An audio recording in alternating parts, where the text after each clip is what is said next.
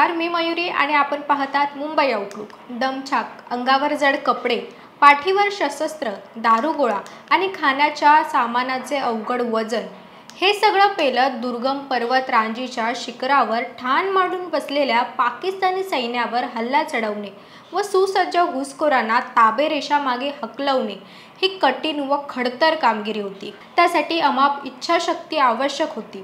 भारतासमोर मुख्यतः दोन पर्याय होते। पहिला म्हणजे ताबा रेषा न ओलांडता घुसखोरांना मागे रेटणं, दुसरा म्हणजे काश्मीरमध्ये व इतरत्र आक्रमण करवी पाकिस्तानी प्रदेश काबीज करून कारगिलमधील घुसखोरी मागे घेण्यास पाकिस्तानला भाग पाडणे।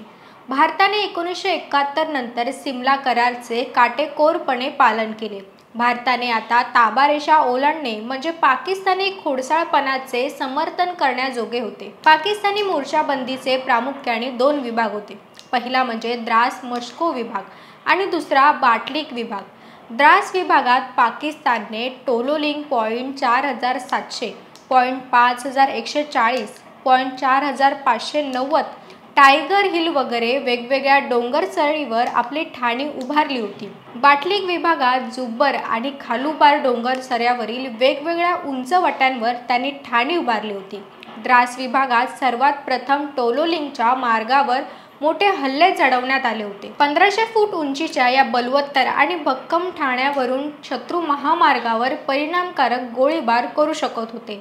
हे ठाणे सर्वात प्रथम काबीज करणे आवश्यक होते। हे काम 18 ग्रेनेडियर्स या पलटणीला देण्यात आले। 22 मे रोजी चढाई सुरू झाली, परंतु टोलोलिंग माथ्याच्या वाटेतील या पॉइंट 4590 वरून त्यांच्यावर शत्रूचा अचूक गोळीबार होऊ लागला आणि पुढे जाणे अशक्य होऊन बसले। त्यानंतर अनेक हल्ले अयशस्वी झाले। विशेष करून शत्रूचा एक बंकर कमालीच्या मोक्याच्या स्थानावर होता। तब्बल 20 दिवस शत्रूने भारतीय तुकड्यांना पुढे येऊ दिले नाही।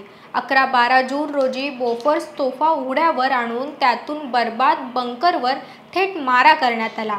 हे एक निर्णायक वळण होते। नेम धरून येणारा गोळीबार खंडित झाल्यावर 2 राजपुताना रायफल्स, जम्मू काश्मीर रायफल्स आणि 18 गढवाल या 3 पलटणींना 3 वेगवेगळ्या दिशांनी पॉइंट 5140 वर एकाच वेळी हल्ला चढवून ते सर केले।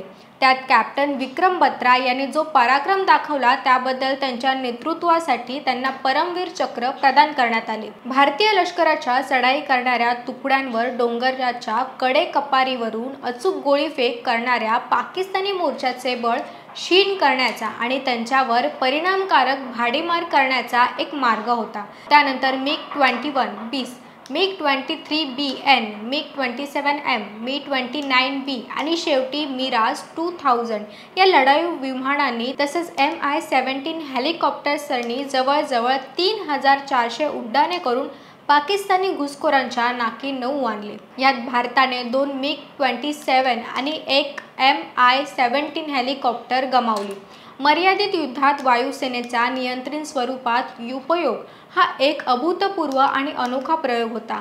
4 जुलैला टायगर हिलचा बालेकिल्ला पडल्यावर शरीफ यांनी अमेरिकेचे राष्ट्राध्यक्ष क्लिंटन यांच्याकडे धाव घेतली। वॉशिंग्टनमध्ये चर्चेपश्चात आपल्या सैन्याला कोणत्याही अटीशिवाय ताबेरेषेच्या मागे घेण्याचे त्यांनी कबूल केले।